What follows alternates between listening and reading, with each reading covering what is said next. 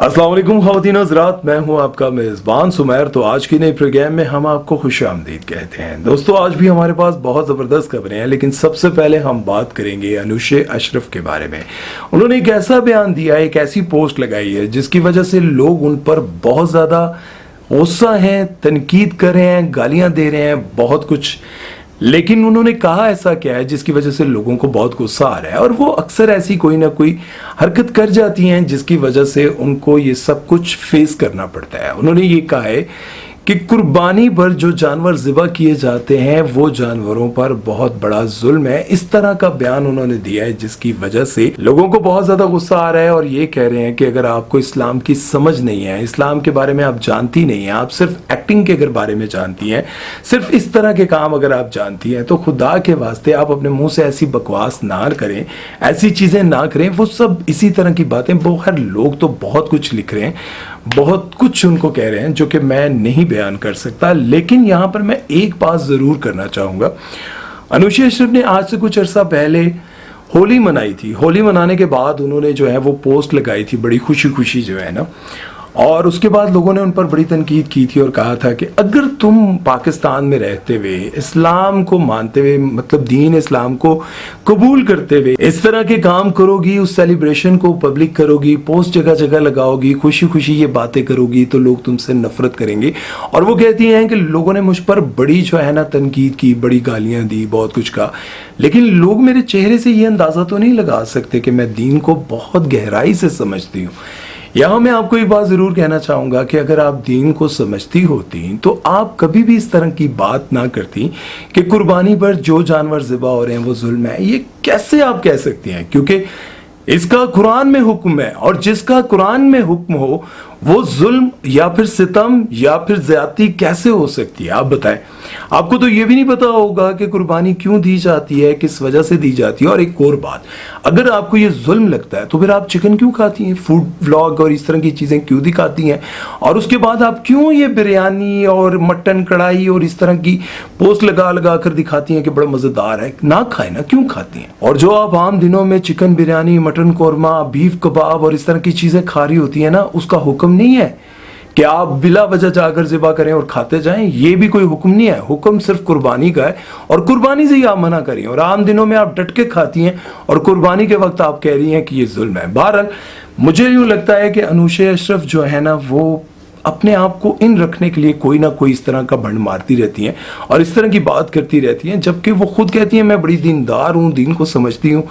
लेकिन अगर आप दीन को समझती होती, कुरान को समझती होती, तो ऐसी बात ना करती। लेकिन यहाँ पर एक बात मैं ज़रूर कहना चाहूँगा, जो लोग गालियाँ दे रहे होते हैं ना, उनको ये सोचना चाहिए कि शायद इन्होंने दीन को समझा ही नहीं है, और इस बात पर इनको गालियां ना दें, बल्कि इनके लिए दुआ करें कि अल्लाह इनको हिदायत दे, इनको समझ अता फरमाए। क्योंकि ये पैसा कमाने के चक्कर में मॉडलिंग, एक्टिंग, शोबिज़, दिन रात पार्टीज और इन चक्रों में इतना आगे निकल चुकी होती हैं, इनको समझ ही नहीं आती क्या अच्छा है क्या बुरा है। और इसी वजह से उनकी समझ से ये बातें बाहर हो जाती हैं कि अल्लाह ने क्या हुक्म दिया है, किन चीज़ों से मना किया है। और कोई भी सेलिब्रिटी जब अल्लाह के हुक्म के खिलाफ कोई ऐसी बात करती है तो उसके लिए दुआ किया करें, उस पर गुस्सा ना किया करें, बल्कि ये दुआ किया करें कि अल्लाह इसको समझ अता फरमाए। लेकिन नबी करीम सल्लल्लाहु अलैहि वसल्लम भी लोगों को बद्दुआ नहीं दिया करते थे, बल्कि ये कहा करते थे कि अल्लाह इसको हिदायत दे, और बहुत सारे लोग फिर हिदायत याफ्ता बन जाते थे और ऐसे निखर कर सामने आते थे कि आज हम उनके नक्शे कदम पर चलते हैं, और आज हम उनकी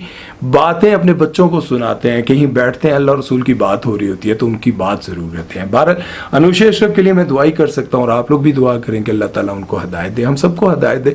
चलते हैं नेक्स्ट खबर की तरफ और बात करते हैं शेराजी विलेज व्लॉग के बारे में। जैसा कि आप सबको पता होगा, शेराजी नन्ना मुन्ना व्लॉगर एक बार फिर से वापस आ गया, और जैसे ही वो वापस आया लोगों को खुशी तो हुई, लेकिन उसके साथ साथ लोगों ने उनके वालिद को बहुत ज़्यादा हेट दिया, बहुत बुरा भला कहा। और क्यों कहा ये मैं आपको बताता हूँ, क्योंकि आज से कुछ दिन पहले उन्होंने कहा था कि मैं शेराजी के व्लॉग्स वगैरह ये सब कुछ बंद कर रहा हूँ, क्योंकि उसकी पढ़ाई खराब हो रही है, और उसके साथ साथ उसके अंदर जो मासूमियत थी वो सब कुछ खत्म हो रहा है, उसका अंदाज बदलता जा रहा है, और मैं नहीं चाहता कि मेरा बच्चा जो है वो खराब हो जाए, पढ़ाई से दूर हो जाए। बड़ा लंबा चौड़ा लेक्चर उन्होंने दिया था।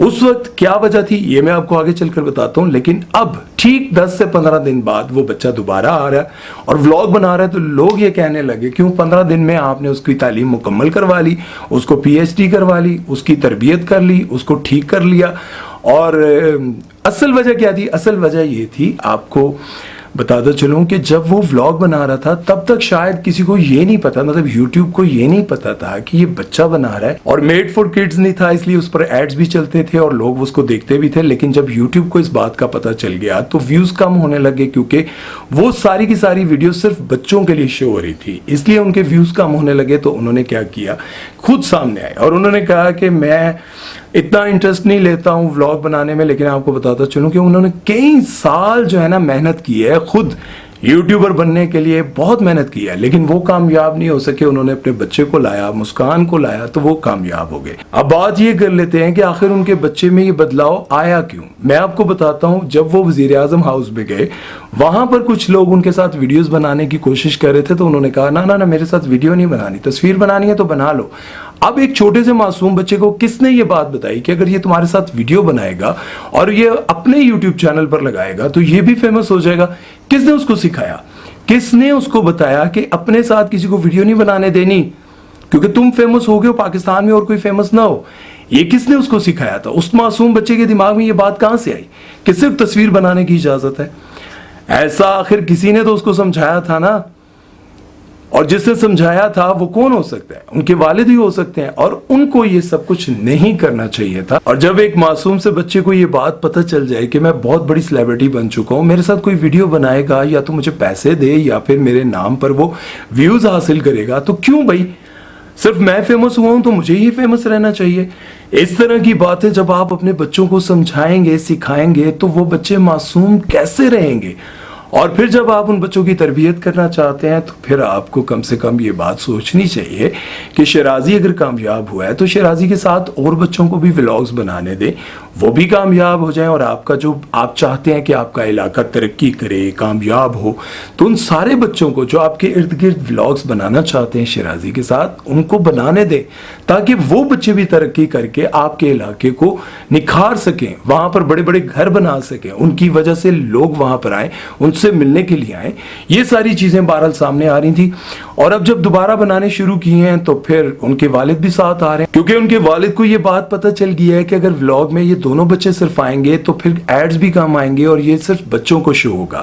اس لیے اب انہوں نے خود بھی آنا شروع کر دیا، لیکن ان کو ہیٹ کامنٹس بہت زیادہ مل رہے ہیں. بہرحال اس بارے میں آپ لوگوں کا کیا کہنا ہے؟ میری ساری بات سننے کے بعد آپ لوگوں کو کیا لگتا ہے؟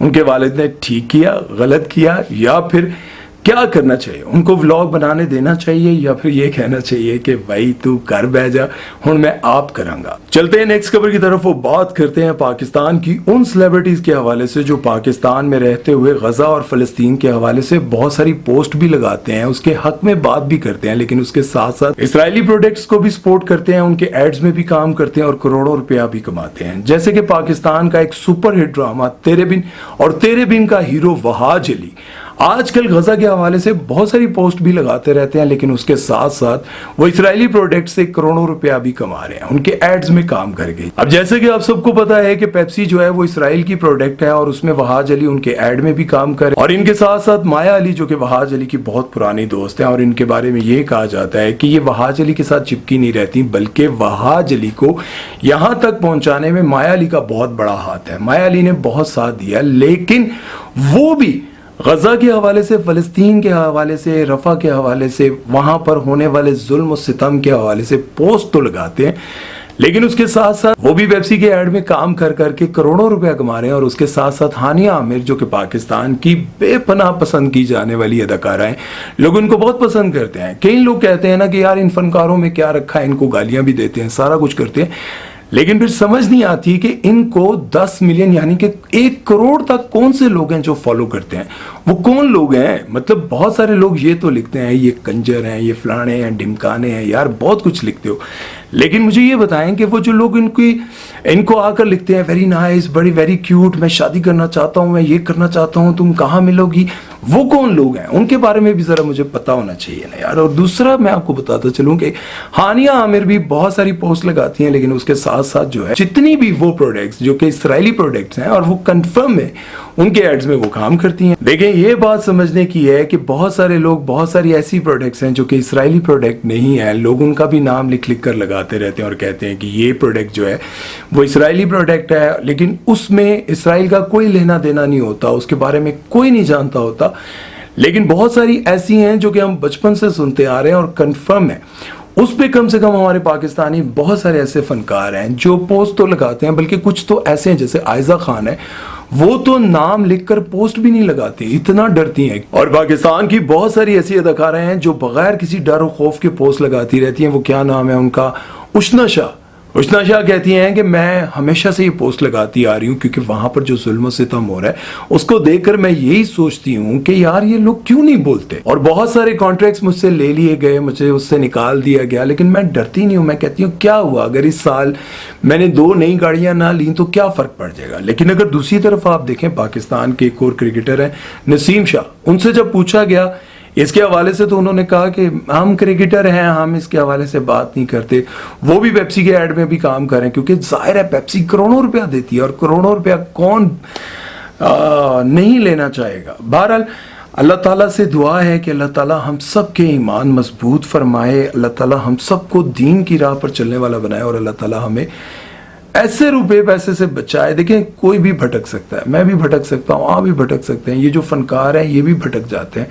दुआ किया करें, दुआ किया करें, मतलब गालियां देने से बेहतर है। जैसे कि मैंने पहले भी आपको बताया, अनुशे अशरफ के हवाले से बताया, और मैं आपको यही कहता हूँ दुआ किया करें कि अल्लाह हमको समझ अता फरमाए। देखें, अगर हम अंधे गूंगे बहरे बन जाए ना, अल्लाह ताला हमें किसी चीज़ की समझ ना दे और हम बस पैसा कमाने के चक्कर में लग जाए, मेरी लाइट थोड़ी ख़राब हो गई है, और हम पैसा कमाने के चक्कर में लग जाए ना, तो यकीन जाने कोई हमें बचा नहीं सकता। अगर अल्लाह हमें इस काम में फना करना चाहे ना कि बस हमें हलाल हराम की कोई समझ ना रहे और हम पैसा कमाते जाएं और खाते जाएं और आखिरकार वो वक्त आ जाए कि कब्र की मिट्टी हमारे लिए तैयार हो, वो गड़ा हमारे लिए तैयार हो जिसमें हमें दफन कर दिया जाए, तब जाके शायद हमें समझ आए कि हमसे बहुत गलत हो गया। उम्मीद है कि आज का वीडियो आप लोगों को अच्छा लगा होगा। अपना बहुत सारा ख्याल रखिएगा, दुआ में याद रखिएगा।